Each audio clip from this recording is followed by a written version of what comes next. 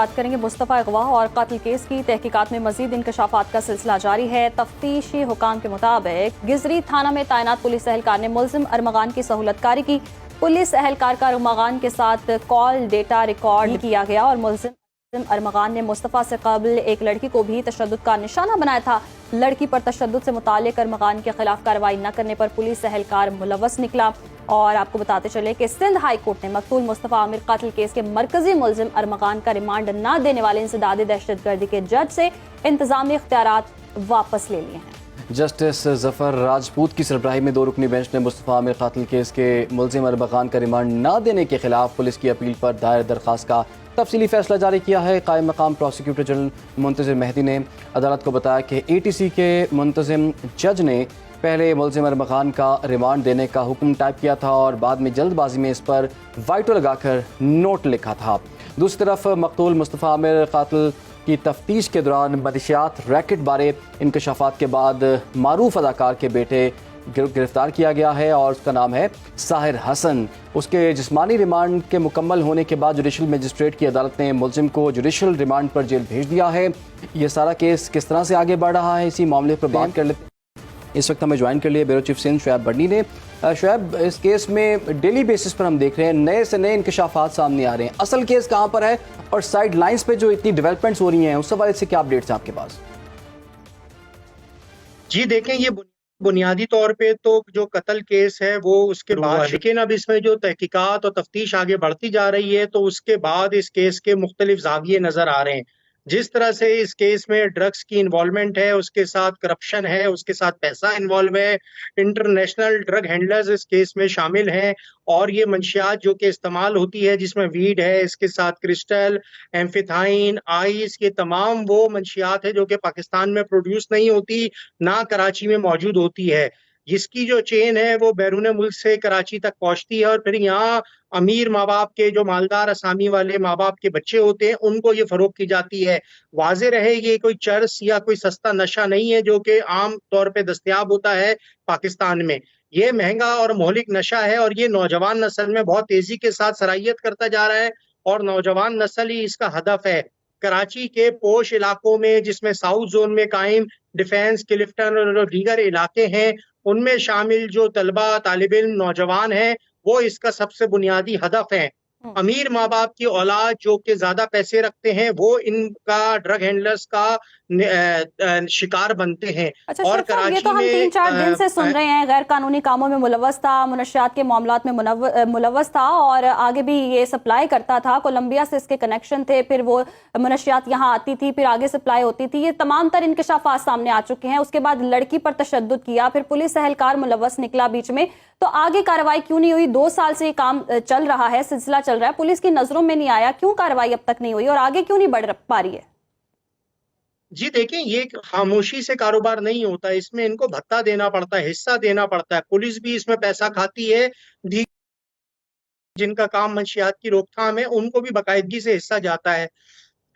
जिस तरह से ये मुल्जिम अरकमान है, इसके ऊपर पहले एंटी नार्कोटिक फोर्स में भी मुकदमा दर्ज था, लेकिन जिस तरह से इसके थे, अगर इतना कम उम्र नौजवान है और ये करोड़ों रुपए की जायदाद रखता है, करोड़ों रुपए के इसके ठाठ हैं, इसके पास गाड़ियां हैं, तो वो लाइफ स्टाइल ही कुछ और बता रहा है। अब सिचुएशन ये है कि इस केस के साथ जो जुड़ी हुई कड़ियां हैं वो मिलाई जा रही हैं, उनके खिलाफ कार्रवाइयां की जा रही हैं और उनको काबू करने की कोशिश है। जिस तरह से इस वक्त सिंध हुकूमत की जानिब से डायरेक्शन है साउथ जोन पुलिस को और दीगर इदारों को कि वो इस केस के तमाम किरदारों को बेनकाब ठीक है शुएब, आप हमारे साथ रहिए। इस वक्त हमें prosecutor general Sindh advocate Muntazir Mehdi Sahab ने भी ज्वाइन कर लिया है। मुंतज़िर साहब, आपके वक्त का बहुत शुक्रिया। ये बताइएगा, ये केस बड़ा हाई प्रोफाइल केस बन चुका हुआ है, इसमें अभी तक की क्या डेवलपमेंट है? ये केस किस तरह से आगे बढ़ा है?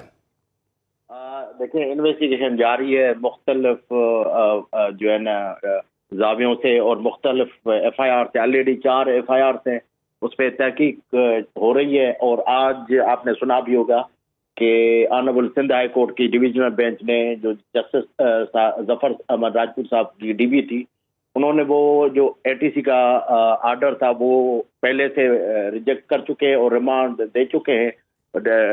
ATC 2 और 3 को डायरेक्शन थी।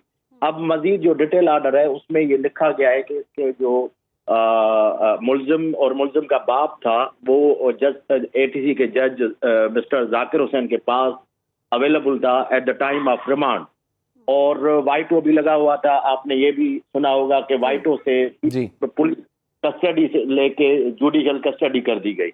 तो ये जो है नामुनासिब जो है रवैया है जज साहब का, और हमें न सुनना प्रोसिक्यूशन को, बिल्कुल फर्स्ट टाइम रिमांड न देना, और जब इतनी रिकवरी है, लैपटॉप्स हैं, और एक डीएसपी जो है वो शदीद जख्मी है, ऑलरेडी उसने मर्डर किया हुआ है, वेपन्स रिकवर हैं। मैंने इतनी माना दहशतगर्दी एक्ट में भी हमें रिमांड न दिया जाए तो वो इन्वेस्टिगेशन कैसे आगे बढ़ सकती है। तो आज हाईकोर्ट, ऑनरेबल हाईकोर्ट ने ये ऑर्डर कर दिया है एक्टिंग चीफ जस्टिस साहब को और सिंध गवर्नमेंट को कि इस एटीसी नंबर 1 जज के जो पावर्स हैं वो किसी और जज को ट्रांसफर किए जाएंगे। अभी वो सिंध गवर्नमेंट और एक्टिंग चीफ जस्टिस साहब आपस में मशावरत करके जो दूसरा जज साहब होगा जो भी, उसको ये मुकर्रर करेंगे एज एडमिनिस्ट्रेटिव जज।